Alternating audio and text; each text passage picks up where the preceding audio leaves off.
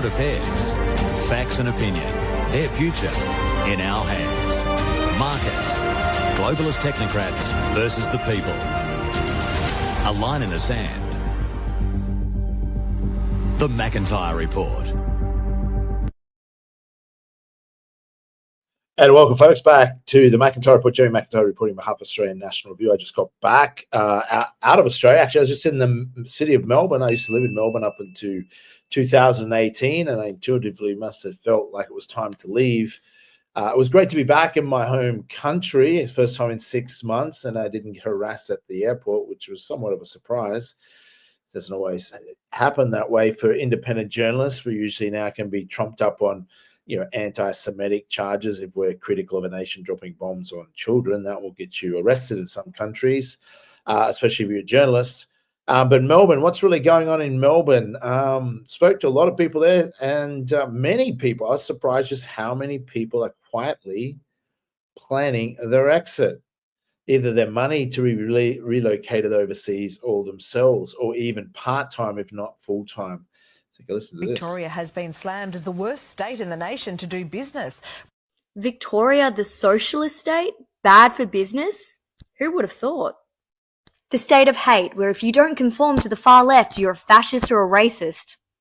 The state that has some of the highest taxes in the world, making it nearly impossible to employ people, let alone turn a profit. The one that locked us in our houses for 262 days and made people fight over toilet paper. The state that has put us in so much debt that my children's children will be paying it. The state who is run by people who fundamentally, in their ideology, don't want to see you succeed. Ooh, here's a good one. How about the state that is literally run by criminals? But no, that couldn't be Victoria. Well, some people don't think a lot of Victoria, even though it's a great city, certainly not the state it used to be. Also Australia. Let's take a look at what's really going on in Australian policy. How much do we need to invest to get to net zero?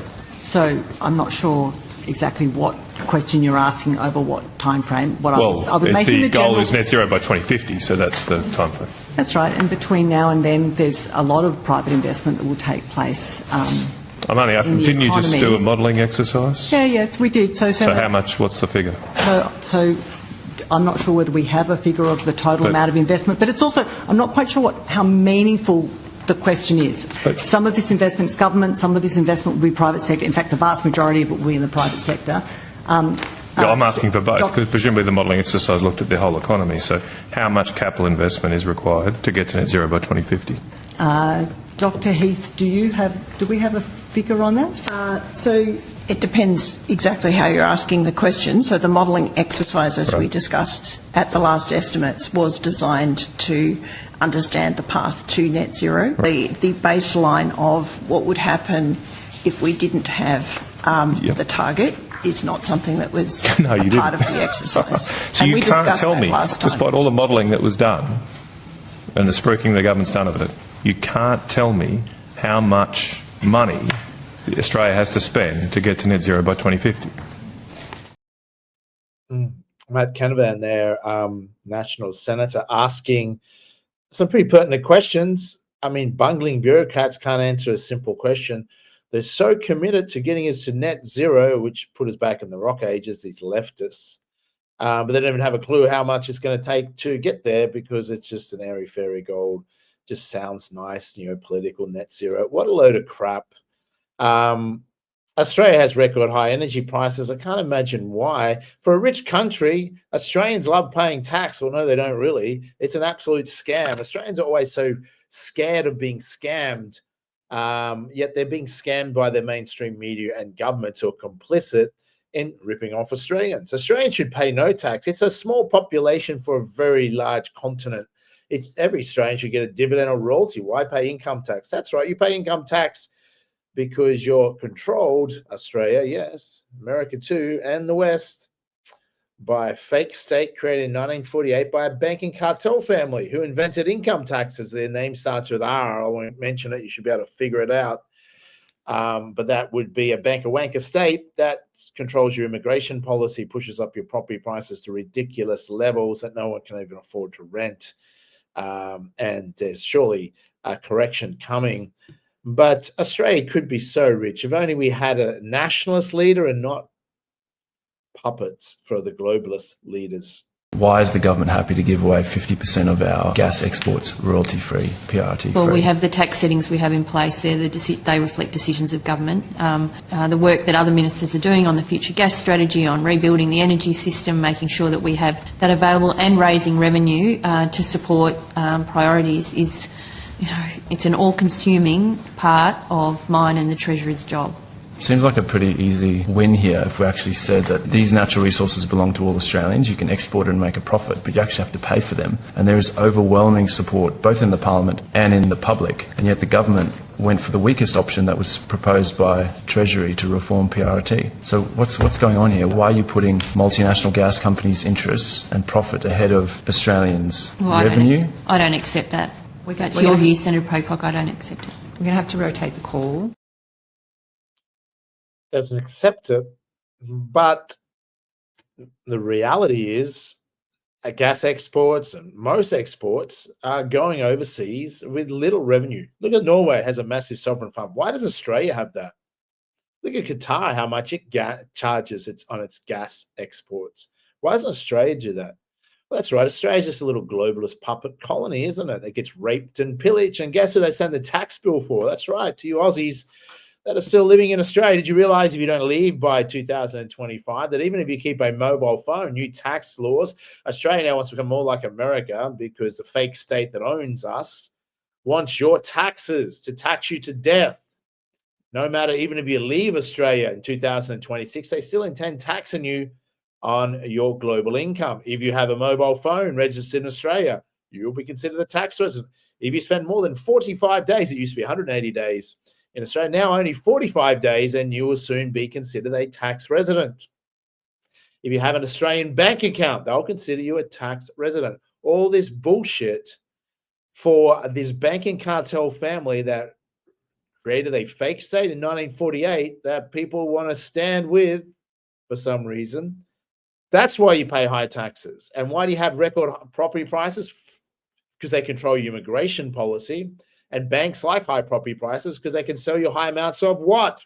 Debt, mortgages, to keep you enslaved longer. So when they want you to take a vaccine to reduce the world's population, you'll be complicit because you watch their fake news media. And because many people want to impress their fake friends on Facebook, they'll take a fake vaccine for a fake pandemic and listen to news broadcasters that are funded by fake money printed by fake Jewish imposters from a fake state created in 1948. That's a simple snapshot of how the world works, but there is so much more. Abortion is the way to stop people from reproducing. So is birth control, by the way. So is convincing people that their dumb job is more important than having kids. It's not. It never will be. It's only about stopping you from having more of you. And is there anything that's a clearer representation of how you feel about yourself than how you feel about having kids? So here in Great Britain, which has about a 40% abortion rate, 40% of all conceived children are killed. Who's doing that? It's not the immigrants, because they don't hate themselves.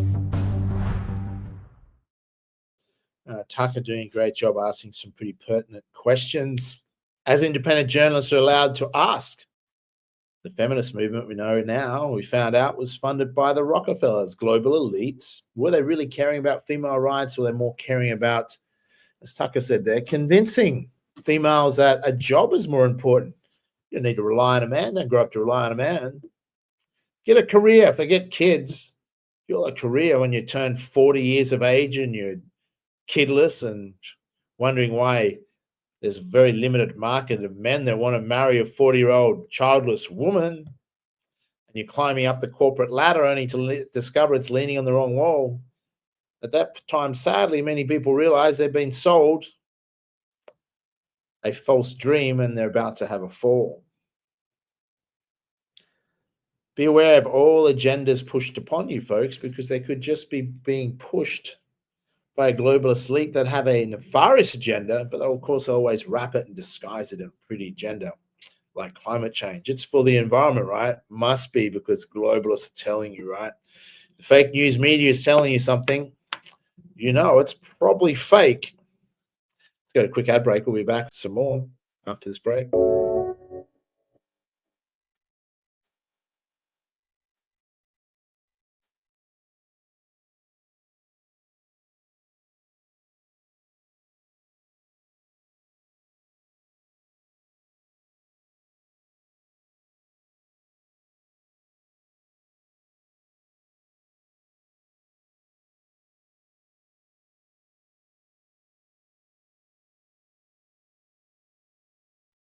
The McIntyre Report. And welcome back, folks. McIntyre Report. And news for our 24-hour news headlines. They hate us at independent media, don't they? But we just love it. We don't do it for the money. We do it for the passion of upsetting their fuckery over the world. Such a shame people like us exist. Otherwise, the one world government would already be enacted. Well done to Candace Owens. She's obviously risking her life to continue to speak up. Some certainly don't like her, but you got to give her credit and other independent journalists for what they're doing. Okay, it's been 3 years. Shouldn't all of us unvaccinated be dead by now? If the vaccine was so great, why is it so easy to find people who regret taking it, but not a single person who regrets not taking it? The same people that forced you to get vaccinated to keep your job then let in 10 million people who were unvaccinated and unemployed. Remember when we had to put our mask on in between sips of our drink? If you were okay with that, you're deranged. Before we go in, put your mask on. I thought these don't do anything. Yeah, they don't, but that's not the point. The point is to show that we're good people who care. Remember during COVID when they painted circles on the grass in the park? And if you left your little circle, someone's grandma would die? Science! Remember when we weren't allowed to eat inside unless we made a new inside and put it outside?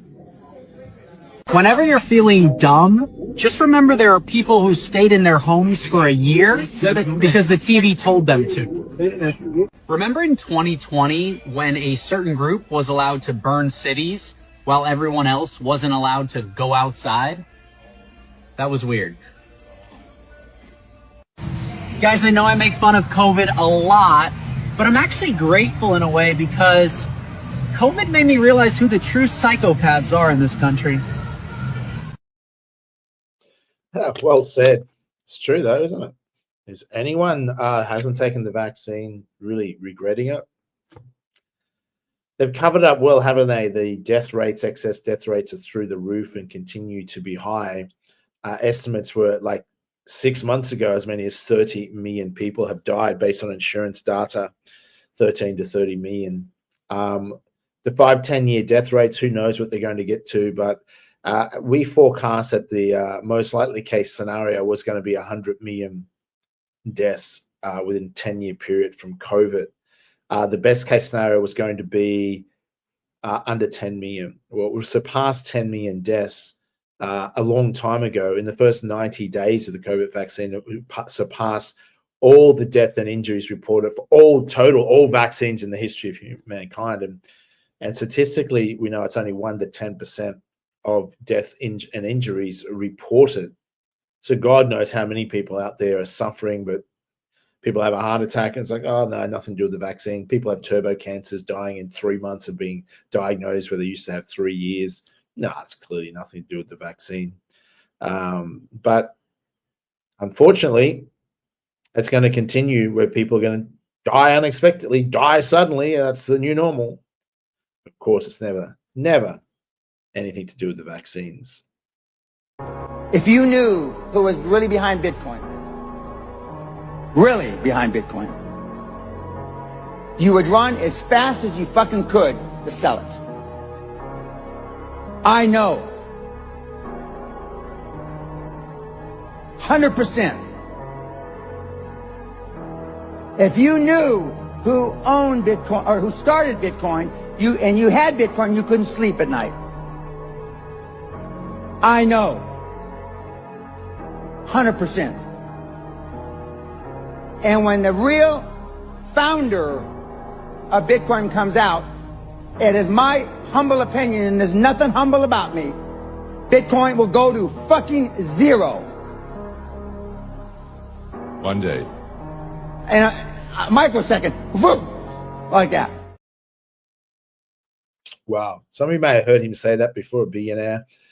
What do you think of the price of Bitcoin? I did make a public announcement 3 or 4 weeks ago. I always do what I'm doing, not to give advice, of course. Of course, I told people to buy Bitcoin. I believed in it as a libertarian at 75 US. I put out to all my followers, investor clients, and publicly to buy it at $75. And I put out at 100, and when it was above 110,000, before the correction recently, that I'm a seller and that you can't go broke making a profit. It's up to people what they do.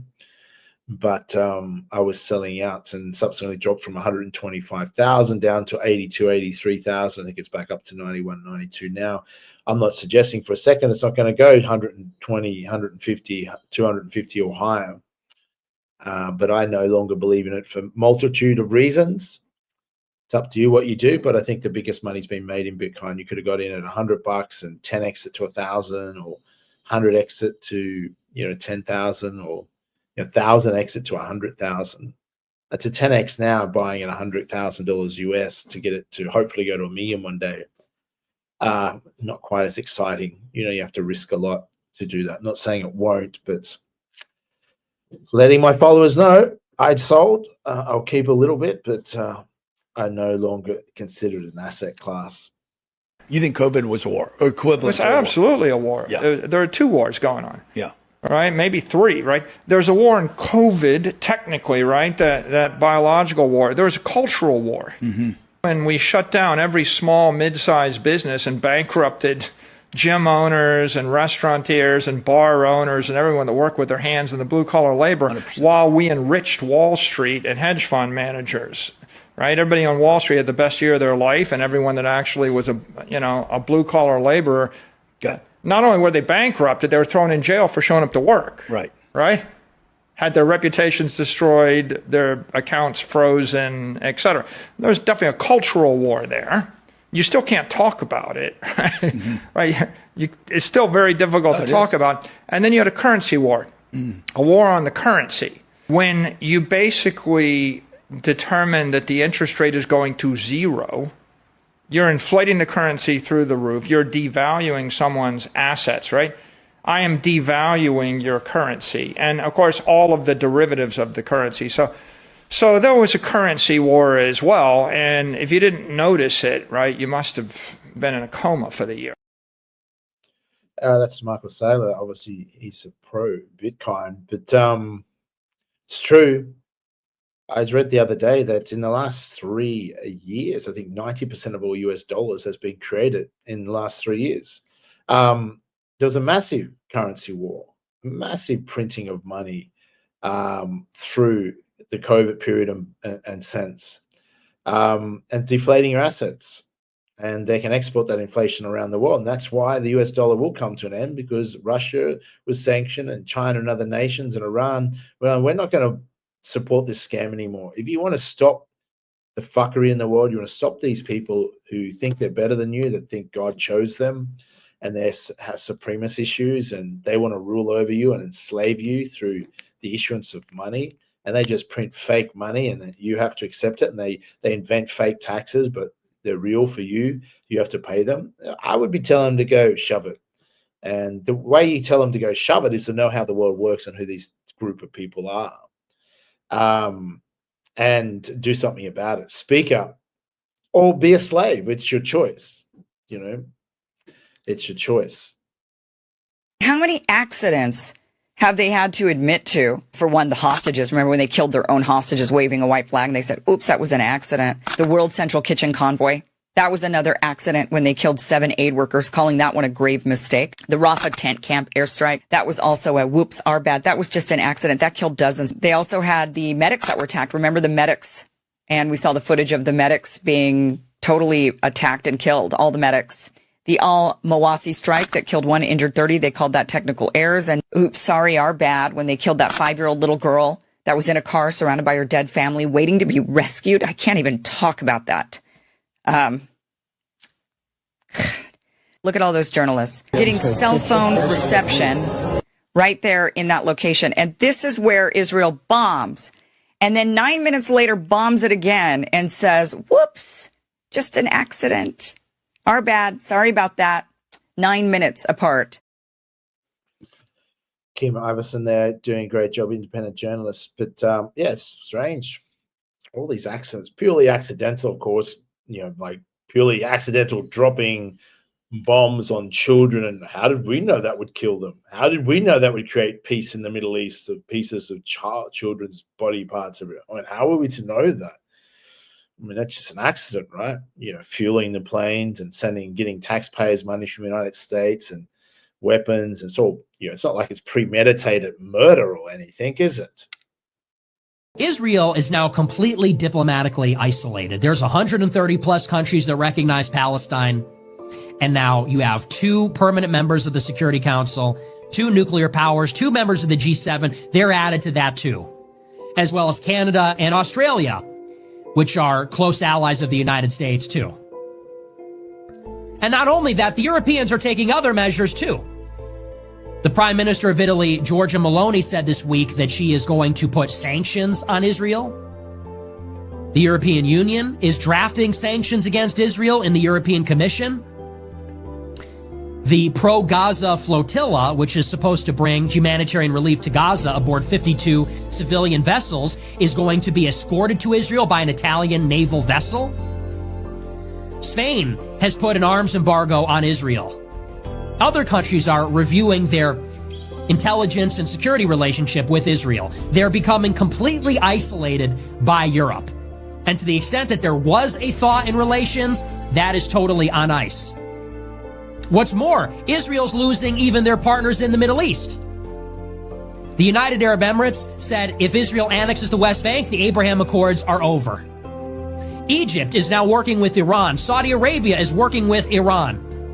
It seems that the entire Middle East is united against Israel. So it is the entire world, the whole world, every relevant country is telling Israel, stop. Stop fighting in Gaza. Do not annex the West Bank. Stop trying to bomb and overthrow Iran. And Israel is undeterred. They plan to move forward anyway. Nick Fiorente's there speaking out and becoming, super popular. Actually, he already was popular before the Tucker Carlson interview.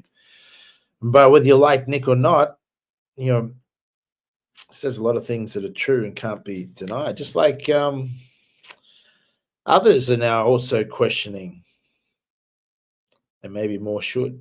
גם אם אתה ישן עם מצפון נקי, לא נשכח לך. אני מאשימה אותך, בנימין נתניהו. מאשימה אותך בטבח 7 באוקטובר. האסון הגדול ביותר שידעה המדינה קרה במשמרתך. גם אם אתה ישן עם מצפון נקי, לא נשכח לך. נזעק את ההפקרה. תקום ועדת חקירה ממלכתית. אני מאשימה אותך, בנימין נתניהו, במימון החמאס, בבניית הטרור, ועצימת העיניים האיום הקיומי עלינו, בהפקרת ביטחון המדינה כמדיניות. ביטחון הוא לא אינסטרומנט פוליטי, שמעת? הוא מעל הכל. Well, even in Israel, now who's not popular, being rightfully attacked for, well, obviously what we told people in the beginning. Not only was Israel behind Charlie Kirk's assassination, that was pretty obvious.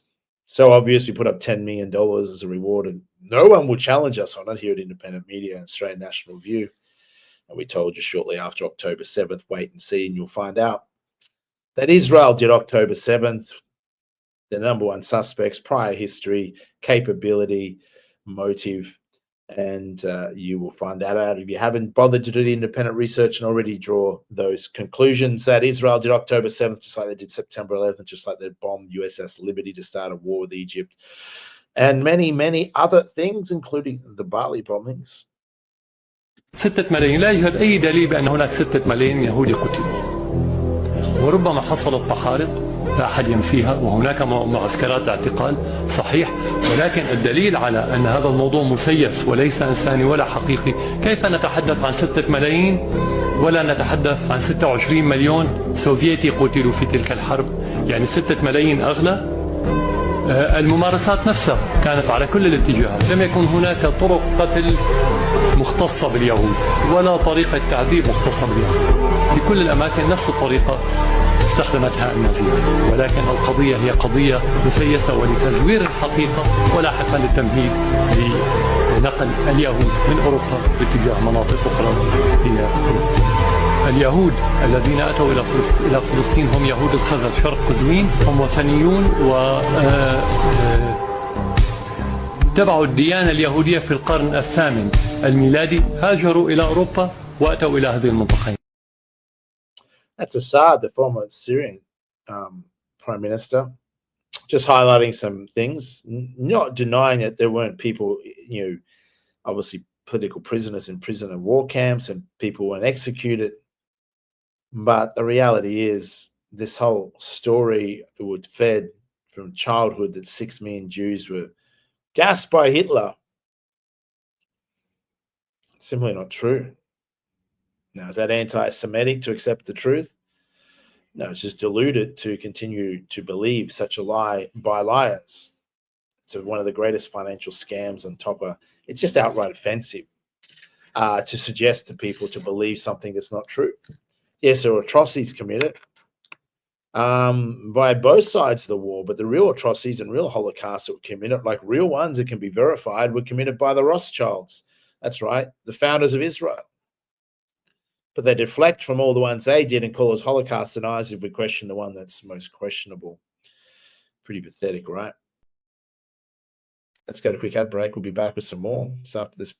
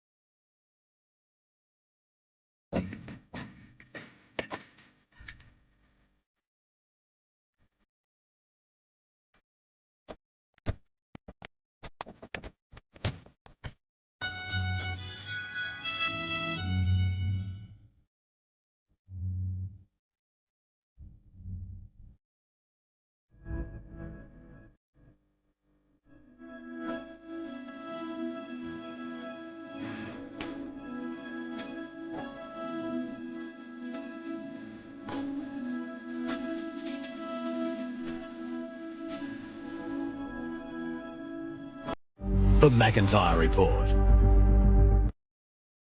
And welcome back, folks. Jeremy McIntyre here, reporting live for Australian National Review, NR.news for our 24-hour news headlines. Independent media, where we can speak the truth and we don't take shekels, 6,100 US in shekels or 7,100 US to post and push a certain fake state's propaganda that they're not really genociding the children they drop bombs on. It's just purely accident, right? Didn't mean to drop those bombs and kill all those people now, did we? Latest news in Bali, some local news in Indonesia. One of the governors of Bali has come out here, but basically saying this, that the Bali governor, Wayan Costa, has announced plans to put an end to the operation of Airbnb-style accommodation on the island. According to Costa, such establishments do not contribute to Bali's regional revenue. The government explained that the presence of digitally marketed accommodations such as Airbnb is affecting rental regional income, particularly hotel and restaurant taxes. Although tourist arrivals continue to rise, the increase is not reflecting the occupancy rates of Bali's hotels, particularly those affiliated with PHRI Bali. Well, it's not quite true. I think the restaurants, if he was successful at doing this, is he just posturing to, he says, Airbnb does not fully support Bali's local economy. That is what we are currently witnessing. not to mention those operating illegally or irresponsibly. We will enforce regulations against all of them with no exceptions. We must work together. This is not only the government's job, but everyone. Well, is he just posturing? The simple solution to that is have Airbnb deduct the Airbnb or lease tax, and then before they pay the owners, that would solve the problem. But or better regulation to make people pay the taxes. But to ban Airbnb would be a destructive force for Bali, and I think he'd find out that he's actually wrong. That people come to Bali to stay in villas more than hotels. Is this just a hotel lobby pushing? We want people staying in hotels. People don't want to stay in hotels. People travel as groups. They want villas, large villas in many cases, and a better lifestyle like that. And that's what Airbnb offers. Ban Airbnb, and I'm pretty sure the Lombok ministry, who's much more pro Airbnb, would see Airbnb villas flood to Lombok. And of course, our sponsors, Marina Bay City, would love that because they're building 5,000 to 10,000 homes that are selling rapidly. Other breaking news: World Health Organization is proposing a Gates-funded global digital ID framework that would link newborns' vaccination records to lifelong tracking through interoperable registry, socioeconomic data, and AI. Just strange. Bet we're all surprised about Gates funding being behind that. Charlie Kirk show not doing too well. It's crashed in rankings, falling to number 94 in Apple Podcasts, even though it routinely held a top 10 spot in the past, and at one stage even reached number one as a podcast, number one podcast in the world. That title's gone to Candace Owens now. Candace is in fear of her life. When everything's said and done and the public learns that Macron allegedly moved $1.5 million for my assassination, how will the world respond? Candace Owens, very brave, and Israel's involved in that as well. Of course, Macron's a former Rothschild's banker wanker. Independent journalist Ryan Matter, who we had on the McIntyre Report a few weeks ago, claims that Turning Point USA could attempt to assassinate Candace Owens, suggesting methods ranging from tampering with her car or electronic devices to even invoking ideas like weather manipulation. Doesn't surprise me. The corruption, it's an Israeli propaganda outlet now. I think we have to all accept that. What a world we're coming to.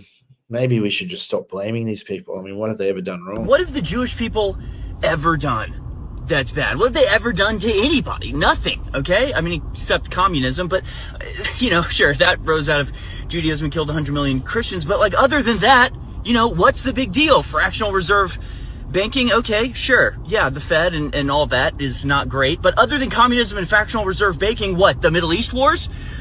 Okay, fine. Yes, the Middle East wars and the fractional reserve banking and pornography and normalizing homosexuality and hijacking the civil rights movement. But other than that, what have they done to anybody ever? And if you're going to say they've killed hundreds of thousands of children and innocent people in their brutal wars of domination in the Middle East, then all I have to say to you is shut up, okay? It's who cares? It's well, other than those things, what's the big deal? What's the big issue other than the pedophile blackmail rings and the controlling the U.S. Congress and the imposing censorship on everybody because their bad deeds are being exposed? What have they ever done to anybody? The outrage is so unwarranted and overblown. I mean, people are acting like they killed Christ or something. Oh, shit. Well, what have they ever done? Let's not pick on the Jewish people, so to speak, but of course this death cult that hides behind Israel, fake Jews. Who runs the world? Currently, there's an oligarchy that's really hard to pinpoint of who's actually calling the shots. And it really is a secret society that is governing the country. Who they are is a mystery. We have some idea. That's people like Anne Applebaum, Victoria Nuland. Being silent while people are dying. Obviously, Valerie Jarrett. They do not believe in borders. They do not believe in the welfare of the American people. They certainly don't believe in God. They are financed and funded by an even higher and billionaire oligarchy of George Soros. I cannot and do not look at the social consequences of what I do. Of people of that ilk. Well, that's Charlie Kirk when he was alive talking about that. Fascinating, huh? I've called it a genocide. Other people have different thoughts about it, and that's fine. But I think where it gets scary is that we give... we're complicit in it because we help fund military stuff, and that's where it's a regular guy, you're well, I'm paying these taxes and they're going towards this. We're seeing all these videos of people picking up pieces of their children and it's it's the sickest thing I think it's ever been televised, basically, if you consider watching something on your phone. It's televised. It feels like a massacre, and sometimes it feels like we look out for the interests of Israel before we look out for the interests of America. Well, probably because they do. Is it not true? Erica Kirk is a plant. Charlie wrote you letters. I know. Every week? Every Saturday. So he would turn his phone off to honor the Sabbath. He would come in, open the junk drawer. Everyone has a junk drawer. Open the junk drawer, said Shabbat Shalom, put it in there, turn the phone off, slam the door, and he felt so free because he was unreachable. Are you kidding me? Shabbat Shalom! They are rubbing it in our faces at this point. Erica Kirk is a honeypot for sure. I'm sorry, the fact she can say that with a smile on her face shows that she was in on it. Not to mention what Charlie Kirk said in his final days. How about those 12 Israeli phones at the UVU campus that Candace Owens mentioned? Nope, they placed her in. They placed her in to replace Charlie to continue the pro-Zio propaganda, because otherwise he would have taken everyone at Turning Point with him. Charlie turned their back on them in the final months. Turning Point USA put Ben Shapiro on his show after they took him out, and they're literally all sitting here smiling. Everything that Charlie said in his final days just proved him right. He was betrayed by everybody. Not many people trust Erica Kirk. There's something suspicious there, and independent journalists are finding out more and more. Do you trust her? Her behavior? It's pretty obvious who killed Charlie Kirk and why, because he turned against them. He had a turning point in his life and realized the truth. He has morals and principles, unlike Ben Shapiro and these others who'll take shekels just to sell for the devil, sell out humanity. But Charlie wouldn't do that. He paid for it in his life. But sometimes it's the price we all have to pay. Are you going to stand for the truth no matter what it costs you, or are you going to be a loser? Cave in and take some shekels and join that little death cult club. Many do. It's very tempting for losers. I think we're just going to kill people that are bringing drugs into our country. Take a look at this map showing the U.S. military buildup in the Caribbean in the last few weeks. The U.S. has already airstriked a bunch of fishing boats. What is happening here? Well, the Trump administration says that they're confronting the Maduro government in Venezuela for smuggling drugs into the United States.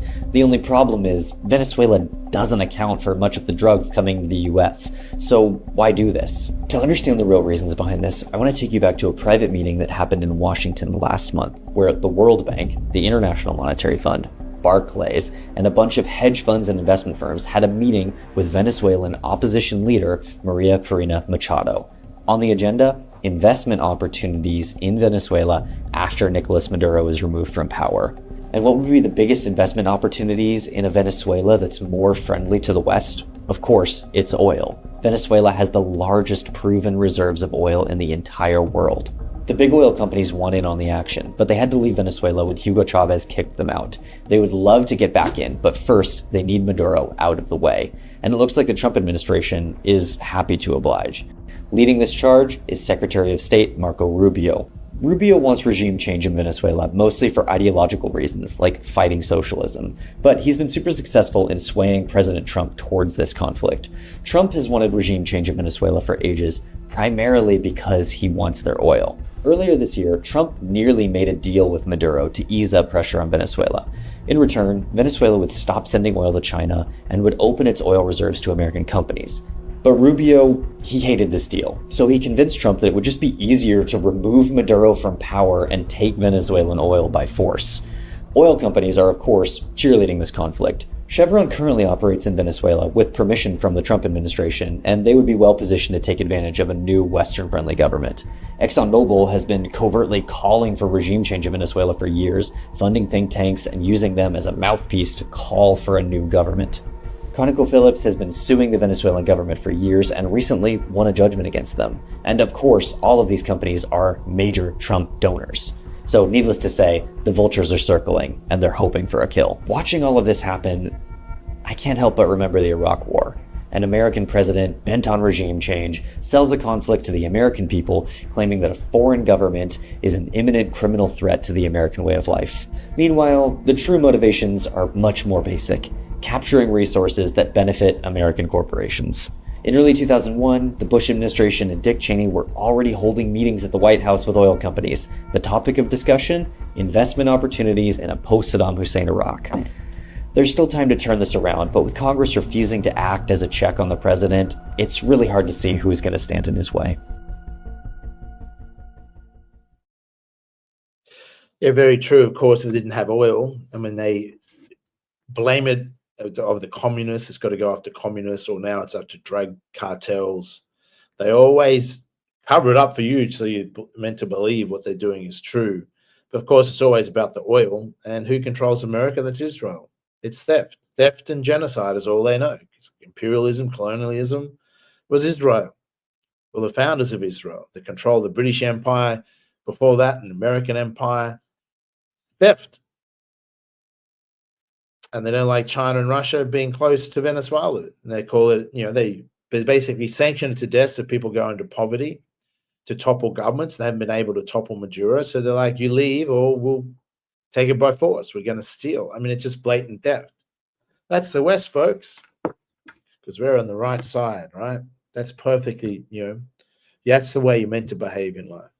So we have for this episode, folks. We'll be back next week with some more of the McIntyre Report. Until then, check out some of these amazing videos in this beautiful place called Lombok.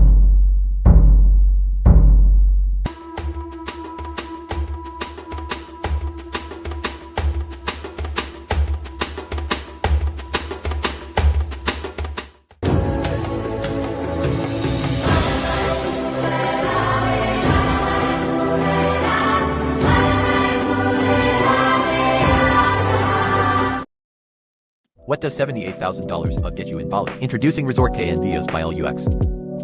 Studios from $79,000 AUD. Hotel-style amenities. Live, work, unwind. Unique design villas, live in or rent out. Prime Seminyak location. Steps to dining, buffets and beach clubs. Projected net annual returns, 12 to 18% PA. Thinking of moving to Bali? Own your place in Seminyak. Own at Resort KNVOs by Lux Seminyak. What if I told you that owning a beachfront villa in Indonesia could cost less than a new car? Marina Bay City, Lombok, new release villas start from just $99,000 AUD, and they can generate up to 20% yearly rental returns, plus 50-80% capital gain while being built. Lombok is Bali's stunning, untouched neighbor, same paradise vibe, but still early and affordable. Smart investors are already moving in. Want to see how? Join our free webinar, Message Us Webinar, and we'll send you the link.